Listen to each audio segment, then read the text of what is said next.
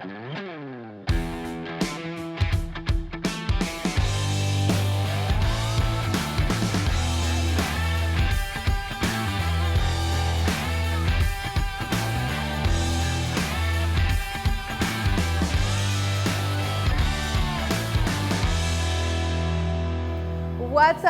up, you guys? We are back with an amazing episode of Living Real. I am Carissa Atkins. And I'm Clara Capano. And we are here to help you boss up and gain clarity on your life, your business, and your health. So if you're ready, let's dive right into today's episode. Oh, I am ready. I'm feeling a little sassy today. What about you? I know, what is that? Was it breakfast this morning? Well, I think what it is because we're talking money today. Oh. And I love money. I love talking about money. Maybe that's why I'm kind of like, me and money are not great. Well, since money is a big topic and it can be somewhat serious, I think we need a cocktail to get us going on today. So I think we got to bring it over to our man, Dion. Dion, how you doing today? Hi, ladies. How are we doing? It's so good to be on your show. Thanks for having me, as always. Always happy to have you. I am doing a Plantation Plantain Daiquiri. All right, so this is going to be wonderful. This is going to have plantation pineapples, fancy Stiggins rum. So it already has a little bit of pineapple in the flavor of the rum. We're going to go ahead and do 1.5 ounces of that. That just sounds amazing. I love pineapple in my drinks. Pineapple rum. Yeah, and I like that it's called fancy. Now, is that something you had to infuse, Dion, or can you buy that like No, you can usually buy it at specialty liquor stores. Okay, all right. I've never heard of it. I know. The next thing we're going to do is we're going to add a little bit of lime. A little bit of lime goes a long way. See, the nice thing is this is an educational program along with it. We are learning so much about what fruits go together. It's important that we're educating. Citrus. And then we have our plantain and agave syrup. Okay. Yeah, that is something I have never heard of before, so I'm very intrigued. And you guys, for anyone watching here today, you can get all of the recipes that Dion puts together for our amazing cocktails on our website at livingrealtv.com. Yes. All right. Next, we're just going to give these guys a shake. What are we singing today in our mind? Copacabana, believe it or not. His name was Rico. He wore a diamond. Love it. He's so good at that. I know.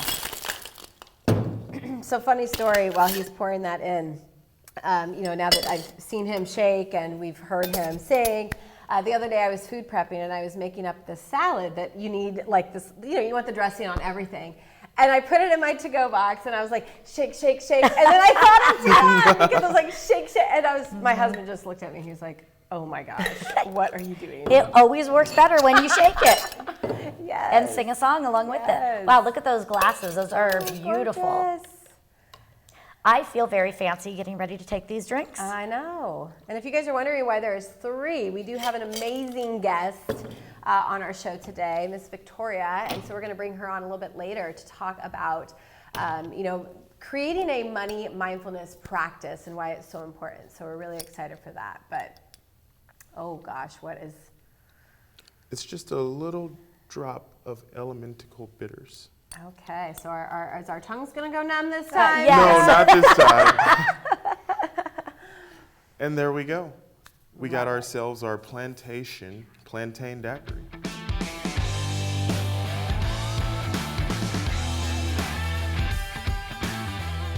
Well, Carissa, cheers. Cheers, girlfriend. It's amazing. Ooh, I like this one. It's very smooth and fruity, very nice. It's spicy. Yes, I like it. Now, did he say we could eat the plantain, or is it just for? I bet you can. Okay, we'll try it later. We'll try it later in case something crazy happens. Well, as we mentioned today, we are talking about money and more around the mindset of being more mindful with our money. So that I'm all about being the strategist for the smart woman. So it's all about let's get that mindfulness in. But before we do that, we have to go to our question of the day. We have our question. So I'll just take this question, okay. This first one. So I'm just curious, your favorite thing to spend money on? Yes. Well, I'm pretty frugal with my money, and I I've always been very, I put a lot of thought in because I don't like to spend money haphazardly, which I'm sure we'll talk more about why I do that as we get into our guest speaker. But for me, right now, I love to spend money on experiences. So, I love to go on vacation. I love to go out to dinner and spend time with people. So for me right now, spending money on experiences so I can have those memories and those connections, that's the most important thing to me. I love that. Yeah, what about you? So, well, before I jump in on what is something that you spend, that you enjoy spending money on, like for yourself that isn't travel? Shoes. Shoes, okay, Yes, so you're a love my shoe junkie. There's always something, and I find that, do you find that as you age, have you always been a shoe girl? I've always been a shoe girl, so that's always been fun. But when I started speaking, that was sort of the thing that I would love to have because they would sort of be a showpiece and an accessory. But now that I'm noticing as I'm getting older, I have to wear more and more flats. So I don't get to pull them out as often as I'd like to. So I have some great shoes that I call them my stool sitting shoes. So I look really good when I'm sitting at a bar and I have my shoes there, as long as I don't have to ask move. you to But walk don't on ask the me to walk cobblestone. around. No. I love that. Oh my gosh. So what about you? Yeah, so I think the big spending thing right now is travel. I think that that's really important. When I lost my mom, I just remember thinking experiences is what it's about. And so, yeah, I have no problem dropping a hefty penny on some travel, and more importantly, the experience that I'm getting with it. I want the nice food. I'll upgrade, where when I was younger, I would have never upgraded to oh no, put me in the smallest hotel room as long as I can afford to go. I don't care, I'll share. I'll be the one that volunteers for the bathtub, because it's saving the money. Okay, kids, I'll sleep in there. But now I have no problem doing that, and I think it's just because as I get older, I really value experiences and memories. And then small stuff, I'd love to say shoes too, but I kind of grew out of that. I think with the whole COVID thing, I'm no one sees my shoes anyway. So for me, it is my nails. I'm a nail junkie, even though I hate going. It's the worst hour and 20 minutes of my life because I'm what a waste of time. But I do love my nails. Oh, good. So, and they are pretty. Yes. So Yes. fantastic. Well, let's go ahead and start diving in, and let's start talking, about how we approach money. And, a question that I have for you is, when I say the word money, how does it make you feel? Do you get excited? Does it stress you out? What does sort of that word mean to you? This is going to be a tough show for me because I am all over the place with money. I feel like I'm on this journey of healing with money. So when I hear the word money at first, the boss babe in me says, oh, I can make a shit ton of that. And then somewhere inside of that belief of, who am I to make that kind of money? So it's really, I struggle with, yes, I can make all the money in the world, but then the other part of me is no, you should save. There's not going to be enough money.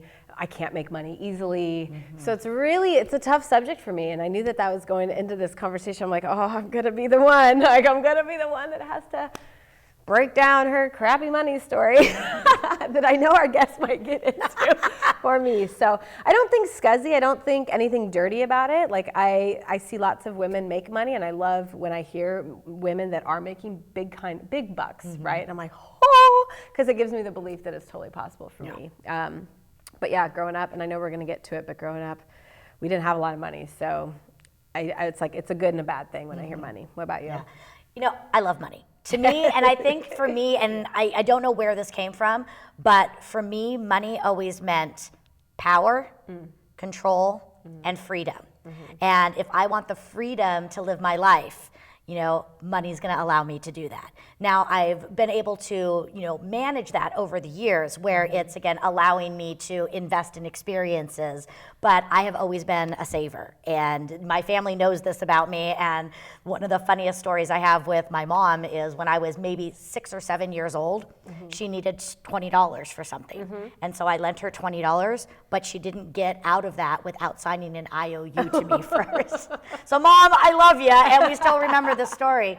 But yeah, I feel good about it, in that I do see it as security and freedom, but that also has a negative side, because what it did for me kind of as I grew in business is I became afraid to spend it because I wanted to have it. And I was afraid if I spent it, I would lose the control, I would lose the freedom. So now what I'm really working on doing is learning that I need to, when I spend it, it's looking at it more as an investment. Again, if I'm spending it on something fun, is it investing in my happiness, my well-being? Right. Or now I'm investing in myself through getting coaches or taking classes to strengthen myself so that I can serve better when I do my speaking or my training classes that I do. You bring up a good point. I think it's the identity, because as the entrepreneur, as the coach, I have no problem spending all the money that I need to on coaches and programs, things to better me as a boss, right, leader. But then when it comes to personal, I'm like, I shouldn't spend that. You know, like, I don't know. It's a totally identity shift. It is. Of and like, it really boss, changes. Carissa. Boss, Carissa. Well, they need to come together. It's kind of like that stupid commercial right now with Serena. And it drives me crazy because I'm like, Serena, Wonder Woman, Serena, Wonder Woman. Do you know what I'm talking about? I don't watch a lot of TV, but it's on Hulu. And it just drives me I crazy. think it's also, again, we look for, I don't want to use the word excuses, but we almost look for ways to give us permission. So that it's okay to spend money over here, but it's not okay to spend money over there, and looking at those, you know, because now again, it's okay for me to invest money in myself, but it has to make sense. I remember after my divorce, it was when I decided to leave my career job where I was getting the salary and the 401k and the corporate card and all those things to go and be a consultant. So I had to really redefine where I was spending money. Right. And I remember one of my very favorite things to do was when I would go to the grocery store, because that was permission for me to spend money, because I was spending money on things that made sense. And I just loved going because I didn't have to, you know, pay attention. But it was also during those times where I had a lot of fear, because I remember thinking, can I buy this? Do I have money in my checking account to be able to afford this? Right. And so, you know, it taught me, again, talking about mindfulness, one of the lessons I learned during that time was to get my baseline really low. What are the things that I really need?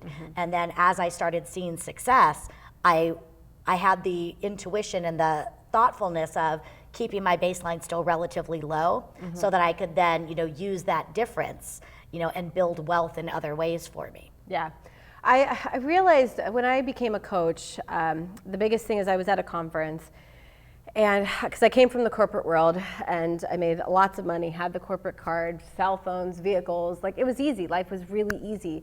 But when I went to this conference, and because I was kind of conflicted, I was like, when will I have enough to step aside and go into business for myself? Like, when is that security, you know, the security there? And this coach walked me through a sequence, like at a coaching conference, right? You know, you practice what you're learning on each other, and you're like, that was really good, or you're really good at this one, or vice versa. And she walked me through it, and I realized that was the moment that I had to put my 2 weeks in, honestly, was she walked me through a specific sequence that I realized that money isn't, like, it doesn't motivate me. So, and that was like, it's kind of, it unlocked so many things. I was like, if money doesn't motivate me, then why am I still at my job, right? And yes, I absolutely loved what I did as the marketing, but I was like, I don't need a certain number. There will never be a safe number for me to feel comfortable enough to like go and pursue my passion. So I'm just going to do it. And I didn't care. I started a business with $0. And I think the first $200 was like, I need an LLC made. You know, I was like, who do I know that can make this at the cheapest possible? But I realized that money doesn't motivate me. It doesn't drive me. I've had it. I've been happy having it. I've also been extremely broke, right? When I got a divorce, I was like, I got nothing, right? Like, I'm starting a business this year, and I'm just got a divorce, and now I'm paying for it all, and I have nothing. And I really hope to God I get clients in. But it was funny when I signed an apartment lease, they actually made me pay for the full year in full. Wow. Because I had zero. They were like, I just left off it, right? Like my corporate job. And so for 5 months, I didn't have a paycheck. And they're like, based on your track record, we can't. And I remember she said, or I was like, well, I'll be able to make the money. Like, I'm not worried about that. And she's like, well, we are. And I was like, okay, but like, I'll manifest it. Like, I can just make money. Like, when push comes to shove, I'm a hustler. Like, I will make the money. Rent will be paid. And she's like, well, that's not how we do business. Right. And I was like, what? Right. So I got like a slap in the face. So yes, she said, well, okay, the only way you're going to rent here is if you pay a full year in full. Sure as shit, I made $20,000 that month. Paid for my rent in full. Yep. And she was like, what? Told you I manifested it. I was like, I told you, girl, don't stress me out. Right, but, and I think that you bring a really good point in, in about money being a motivator, because I think sometimes we may even say, I need to make X amount of dollars, or we say money's the motivator, but it rarely is. It's what does that money mean? Again, is it freedom? Is it paying for my kids' college tuition? Is it traveling the world? So I think it's really important that you do get connected with why you really are doing, because then you can start to design it. And this is something I do in my trainings, is I have people design the vision of their life first and say, okay, over the next 12 months, this is what I want to do for fun. This is what I want to do for business growth, personal growth. And then we create their receiving goal. So it's, if this is the life that you want, how are we going to fund your life? And so we work it backwards. And the one thing I think that I have learned, and this is something I see a lot of women in business struggle with, it's this idea of using money again and time together as an investment. Because I think it's very easy, and I know I have gone through this many times, where I can say, oh, I don't want to hire an assistant to do that. I can do that so easily. It's only going to take me 5 or 30 minutes. And what my coaches have really taught me, and my mentors have taught me, is yes, but that's 30 minutes that you're not doing what you really need to be doing. And so I think we have to start paying attention of, we may not want to invest the money, and it seems like such a small amount, but then you're taking away from where you can really make the biggest gains. So I think one of the things I love doing is working with women and having them see the bigger picture of how they can shift it. And yes, they might have to spend money, but again, invest it over here, but then they're gonna invest their time in the right areas, and that's what's really gonna take them to the next level. Yeah. When I was at that, my corporate job, the owner, I remember he said, Carissa, if we spend money, you better spend it wisely, yes, but we're never half-assing anything. So if we put on an event, I don't care what you spend on it, it's the experience that people are gonna walk away with, that's what they're gonna remember. And so like to go from, because you guys, I used to be a small business owner, a tuck shop. I used to own tuxedos and suits and cigars. And so when you're like super mom pop, right? Like just me at the beginning for the first year, and you watched every penny that went out. You're like, you squeeze it everywhere. So to go from that to the corporate job where he's like, I don't care what you spend, make it memorable. Like if we do anything, do it right. And for years, so that I think that's why maybe when I wear the business hat, I have no problem spending it. You mentioned something about, looking at it as, yes, a lot of women think, oh, I could do it myself. I could make the social media post. I could write my own blog. I could blah, blah, blah. Yes, we could do it all. We know it. We're freaking superheroes here. However, the biggest thing is I read a book this last year. It was called The Big Leap. And he really talks about your zone of genius. And when you find your zone of genius, that's where you should be putting your energy into versus dabbling in all the things that we could be doing. And that was a big thing this year with my business, hiring VAs and hiring people to do social media and hiring. I was like, it's scary, but it's paying off for sure, because I don't want to do it. Right. And I think another thing that a lot of people don't like to do is this idea of being on a budget, because I think the word budget has a negative connotation. And for me, going back to this concept of money brings freedom, a budget brings me freedom, because when I put my budget together, I put money in there for ancillary items. So it's not just here's my budget and it's only going to the house payment, the car payment, the groceries. I actually put in, and here is my budget every month for fun. Because I think even with time, when we put our schedules together, the reason most of us aren't having any fun is because we don't plan for fun. So I encourage people, get a budget, because again, you want to start getting clear on where you're investing your money and your time, so it makes sense. And you're being very mindful, but make sure you're putting money in there for fun, because it's the same thing kind of with dieting. If I have to say I can never have carbs again, I might be fine for 2 or 3 weeks, but then all of a sudden I'm gonna go overboard. And it's the same thing, I think, with spending money, is if I am so tight on my budget, when I get some free money, I'm gonna overspend because I've been holding myself back so much. So I think, again, you've gotta be honest about what is it that you need. I mean, I know that for me, and that's going to be different for everyone. It's going to be different for everyone. Absolutely. For sure. And I need my nails. You can Well, no, but there's other things. I know that when I was going through that time, I was making maybe $25,000, $30,000 a year as a single mom. So my budget was much tighter. And I had allocated, though, $25 a week for Nicholas and I to have fun. So I had to say, okay, how am I going to be strategic about this $25? So on Sunday mornings, we would go to Chuck E. Cheese, but we would go at about 9 o'clock in the morning, and all I would do is spend $5 on tokens. We wouldn't eat the pizza, but we would have $5 of tokens, and that would give him fun. It would give us an experience. It would wear him out, so he would take a nap, which was my time. I remember those You know, days. I mean, going to the movies, we would go to the matinees, and we would sneak our own snacks in. You know, so you have to start being again thinking. But I still had it allocated so we could do experiences. I just had to be real about what do I have. Yeah. I will admit I don't have a budget. Well, Personally or professionally. I love when companies are like, what's your budget for this? I'm like, I don't have one. If my gut says go for it, it's not the best. I told you, I'm not great with money, and that's why I'm excited to dive into it.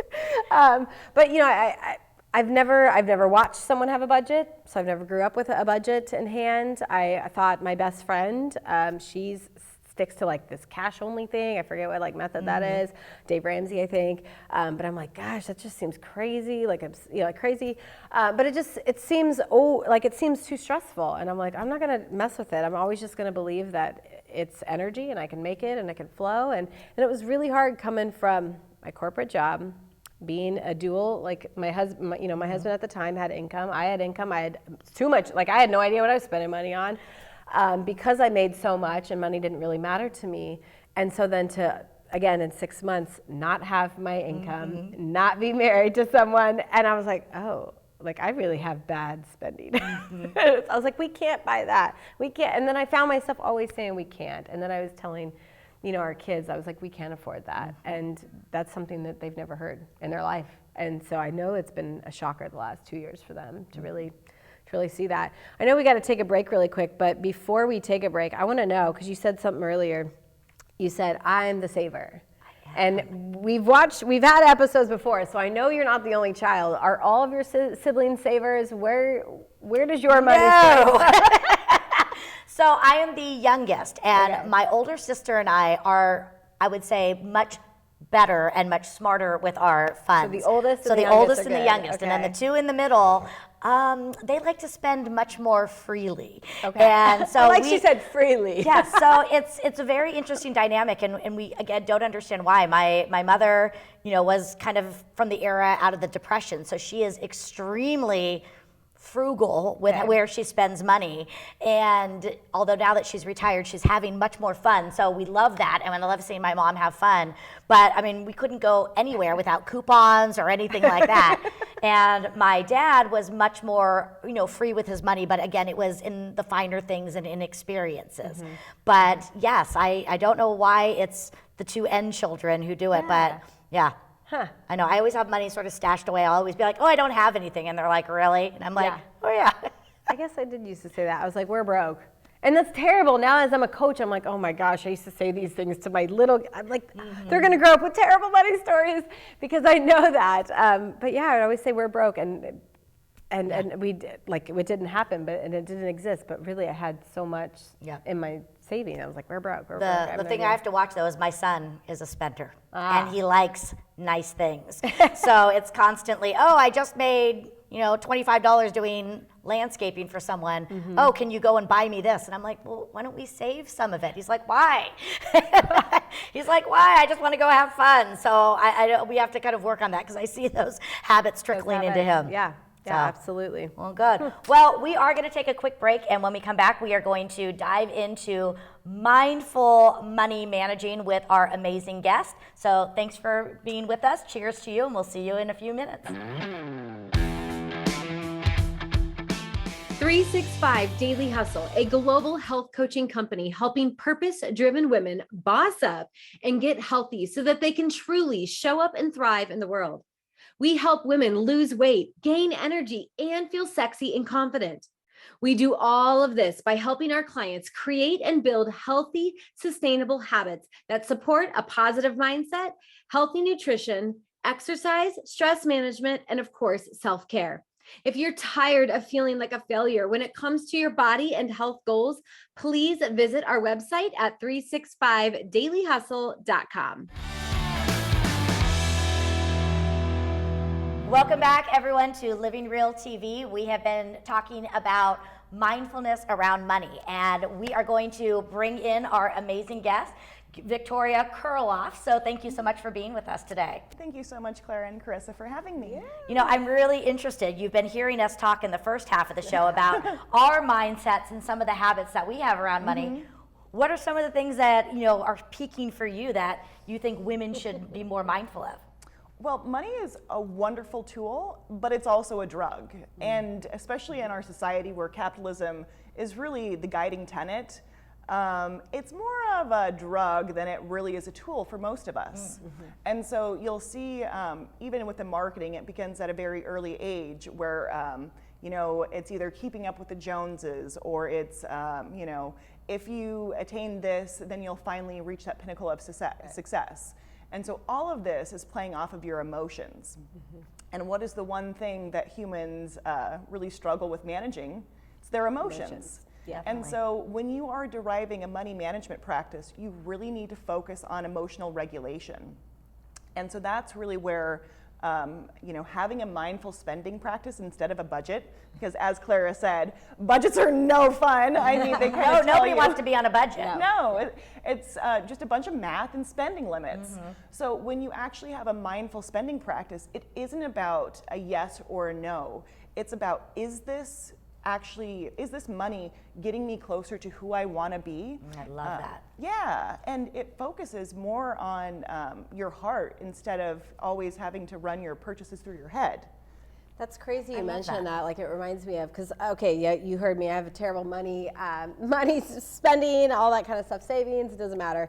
But I say the same thing with my clients. So, you know, when I say it's not about the diet, it's not about the food. I want to know who you're being, how you feel when you eat. So when you put that food before you put it in your mouth, stop and take a pause and ask yourself, like, is this what you want? Is this nurturing you? Is this nourishing, or is it depleting you? Are you gonna feel like crap after? And then just make then own the decision either way. That's why I'm like, if you're gonna have tacos, eat the dang tacos, right? Yeah. But own it, and don't then feel guilty about it, but take that split second, and that's what you're saying. Take the split second, probably, right, to ask yourself. So continue, but I was like, I do the same thing with my health practice. But I love that, though. It's running it, you know, through your heart, but also getting it in alignment with your vision. You know, if I invest my money here, is it getting me closer to who I really want to become? And I think that's a really great way to reframe it. Well, and I think these 5 questions are going to speak to you especially, because it's all focused on your future self and making sure that you are moving in alignment with who you truly are meant to be. So often we hide from our authentic selves, and then marketing gets in and it just completely hijacks our system, and that, you know, pair of boots you looked at Zappos is now following you through Facebook, Instagram, Google, and so it's circumventing essentially the checks and balances. And so by having just 5 questions that you can ask yourself, it just helps you take back the power and control and get out of that, that I don't want to say that lack mindset, but it helps you counteract all of these executives and psychologists that have, you know, studied their entire life determining how to get you separated from your funds. The stock market's a wonderful thing, but at the end of the day, where is the value coming from? Your pocketbook. So the 5 questions you can ask yourself. Can I just interrupt the 5 questions? Because, like, if you're just catching this, you're like, what in the heck are we talking about? So yes, we're talking about money.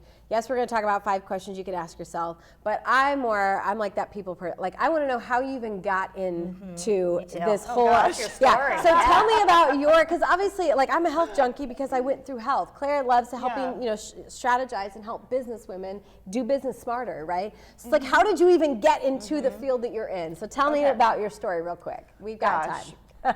So I am very privileged because my parents, especially my father, who I am like the biggest fan of, he's a Russian nuclear engineer. Who my goodness, major fan of him, right? So my parents were really interested in making sure that I had a full skill set to work with. As my dad so eloquently told me, kid, I'm gonna die before you need me, so you need to learn now, and I love your mom, and you know, you're gonna need to take care of her when you're older, just as I have. And so he just threw me in, So I remember my first investor meeting when I was 3 years old. Yeah, and it's actually quite common in Russian households, apparently, to really like bring the children up so they can have a full working skill set. So my dad was just really mindful with exposing me to a lot of different opportunities. And during that, he, being older than my mother, my dad was really interested in long-term care. So I fired up my AOL, I logged on, and I researched out the top 3 carriers to really find a quality long-term care policy. So, you know, being a 10-year-old, this is not something most people do. So when I sat down with our stockbroker, he had a very interesting take. And at the end of the day, his recommendation was to just self-insure.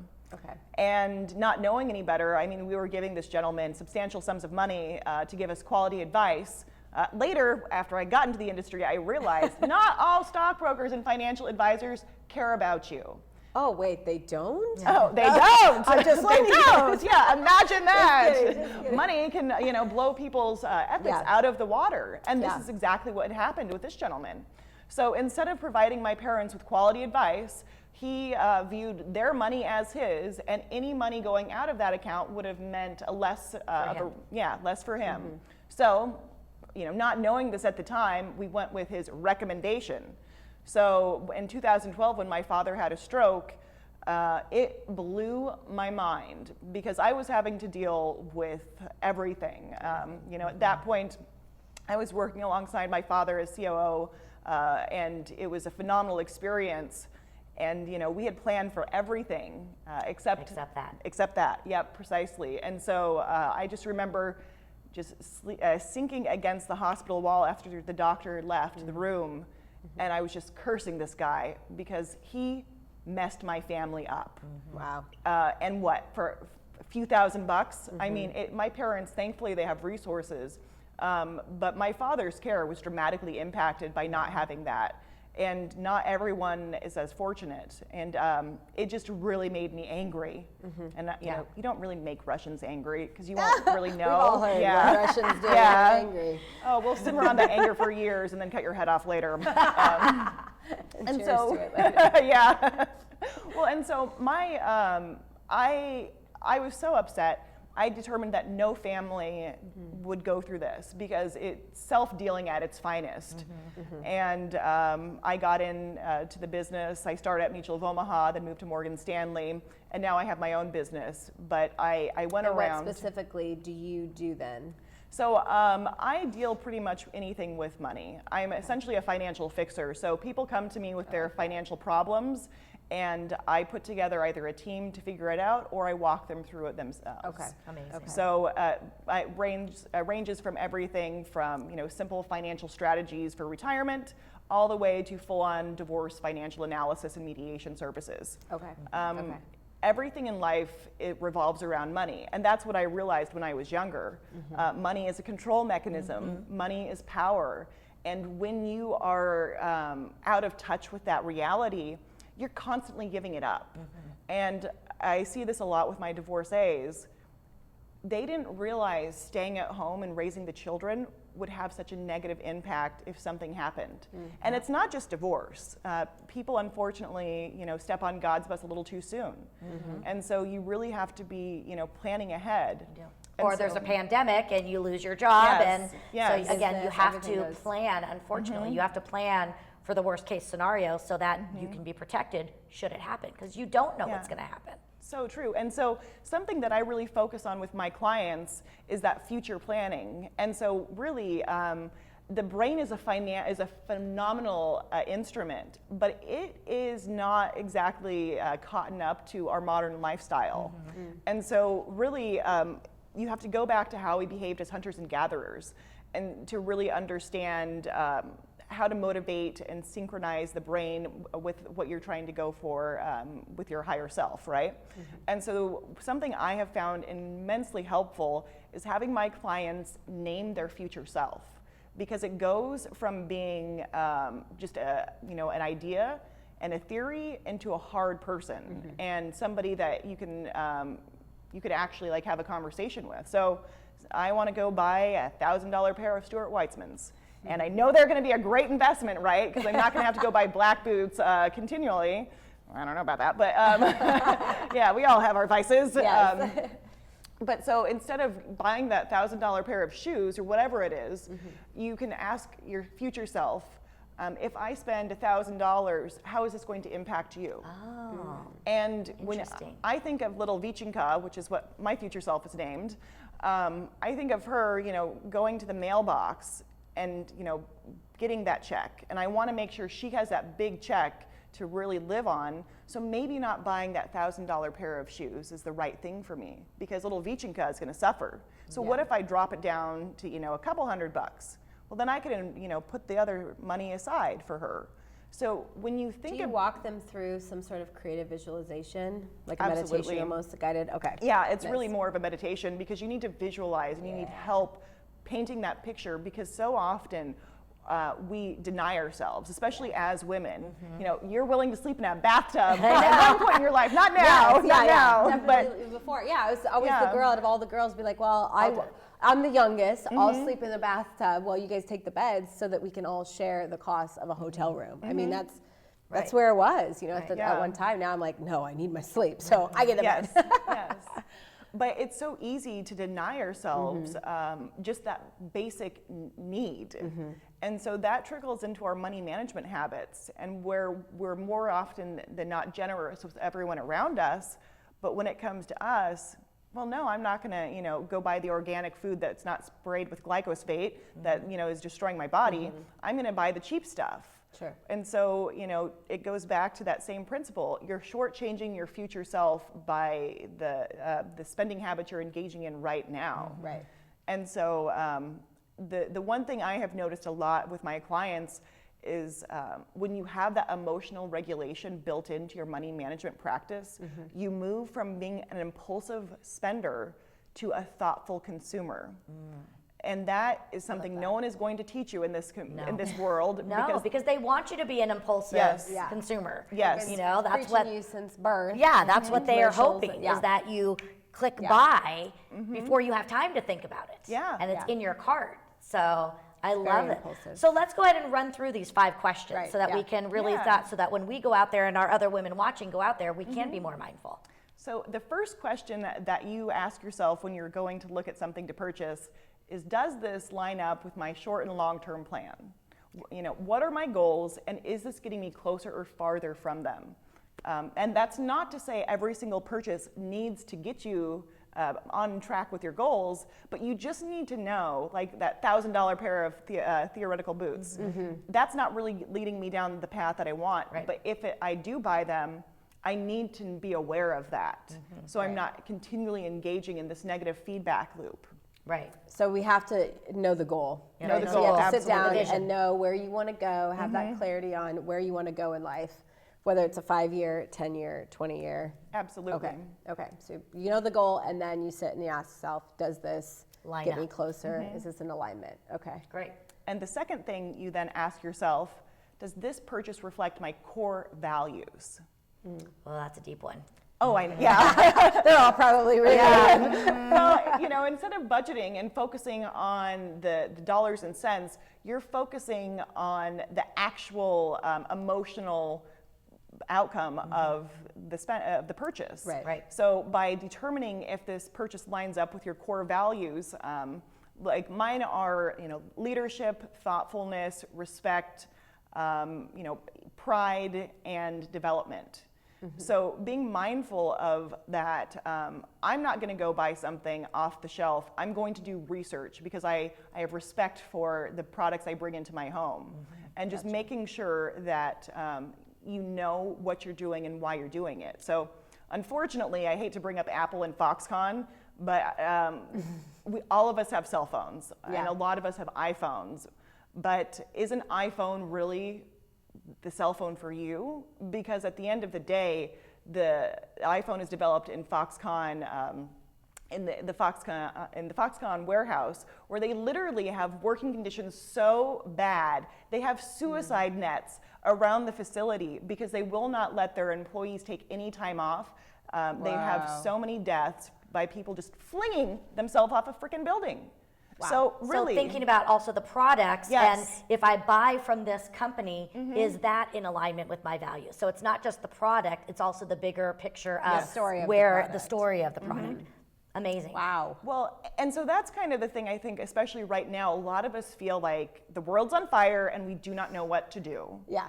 And really, the market moves with your dollar. And so if you can view your purchase as a vote, you then take some of your power back. And instead of promoting these unethical working conditions, and I'm sure all of us, I love Amazon, but I don't agree with what they do to their workers. I think everybody should have a bathroom break, and I believe that if workers want to unionize, they should have that opportunity. So for me, it's been really hard. So I've switched from Amazon to another company that's more in alignment with what I like. Yeah. So I've lost a little convenience, but really these dollars are going to where I want. Because You have more peace of mind. I do, So you gave up convenience, but you have more peace of mind. well, I think it's a little ridiculous when one of the world's richest men is running around in a spacecraft that looks like a penis to achieve his whatever goal it is. I don't know. That to me is an issue when you're treating your workers so poorly if you have so much money. Well, with everything. I mean, Yeah. I see that in the health industry where it's like people eat for convenience instead of eat for their future. Like, Right. okay, like today it's easy and convenient for you to go through McDonald's, but Long like term, long term, this is is that killing gonna- you. yes, Like, exactly. it's killing you. So to looking do. at Precisely. that. So, okay. So question number 3. Question number 3, what am I feeling right now? You brought up that too with food. Yeah. Well, exactly like food. Emotions really dictate our thought process. It's not, people make decisions through their heart, Right. not through their head. So companies know this, and guess what they do? They capitalize on it. Yes, yeah. So if you are in an emotional state, let's, rein it in. Do some of that heart rate variability training, which is a fancy way of saying breath work. And so breath work is actually really important because it helps your body either down-regulate or up-regulate. You up-regulate when there's a tiger on your tail. Yeah. You down-regulate when you're safe. Right. So a lot of us have better up-regulated to the point that we're so almost jacked up, we don't realize that we're actually safe. So we're moving from a baseline that's highly emotional. So if we are like that when we go into Von Maur, chances are we're going to make emotional purchases that aren't in alignment with what we really want because we're trying to treat an emotional need through physical means. Right. So that kind of leads into the 4th question that you ask yourself is, does this purchase cover an emotional or a physical need? And is this a want or a need? Because a lot of us don't know that. Right. So like a need feels like, or a want feels like a need, So right? we But could I do need need this. new Yeah. boots, Yes. but we want the Stuart Weitzmans. Yeah. I could go this direction. Or Yeah. That's great. That's great. That's a good one. Okay. And then what's the 5th one? The 5th one is, what happens if I don't purchase this right now? What if I come back and buy it? Something that I often find that companies do is they target women with sales. And so the gal will go buy something and then she'll go home and tell her partner, and their response is, well, is it really a sale item if you didn't know you wanted it to begin with? That's a So, good point. yeah, there's a lot of subconscious marketing manipulation that's going on. And just by asking yourself those 5 simple questions, and you could really avoid a lot of that consumeristic spending that is unfortunately driving the economy and to the detriment of our checkbook. Yeah, and I love what you said. It's not about depriving yourself. It's just about getting more clear. Yes. Does this again make sense? Is it helping you become the best version of yourself, the version that you want? And I love that because again, we talked about that. It's not, we don't want it to be all or nothing, but it just has to fit. Precisely. And when you, I think, take that empowered action, whether you end up buying those shoes or not, you've at least went through the thought process of these things. So I'm like a process junkie. I teach my clients to like write it down until you have it ingrained into like, this is a process now. Write it down. So I have note cards everywhere. It's like, where it's like, it's a process card. And maybe it's because like I used to train and lean, like it's like 1, 2, 3, like here's my checklist. So it's like when I feel anxiety, like what do I do? Because at that point, you're so worked up, you don't know what to do, and then you spend. So even if it's like, you guys, I know it sounds ridiculous, but you could have a note card with these 5 questions that you literally pull out before you buy anything until it becomes habitual, until it becomes behavioral, until you no longer need the note card, and before you hit yes, purchase, Put quick it on buy. put it on your computer, your laptop, so when you're online shopping, you can run it through your 5 questions before you hit a little buy. post-it, just something that, because when it's there now, it's visual for you to see, like until it becomes habit, because that's the biggest thing. Until that's I great. know. I don't think my sister's gonna like me much because I'm gonna start asking her these questions before she buys anything. So She's like, Amy, watch out, quit questions are coaching me. coming. I love it. Well, I have to say, we've gone over so many amazing ideas. I love these 5 questions because, again, it's all about mindfulness and just really getting it in the alignment of your vision. I will say the toughest thing I think I'm going to have with this is coming up with the name for the future me. That's a big one. I think I'm thinking Bianca. I don't know. I like it. Well, she's classy, sassy, a bit badassy. Yep. So Well, the we'll have to biggest thing I think about is walk yourself. Well, if you can't, I have a recording. I'll send it to you. To do this creative visualization, because I can think of a future name like nobody's business, but when you're in it and you're feeling it, it's all that whole that name is different. That is. It's a name that really comes from that heart. So Bianca may be, but it may be something else. Yeah, but again, I think just the idea of getting out of your mind and into your heart, and just again really running it through.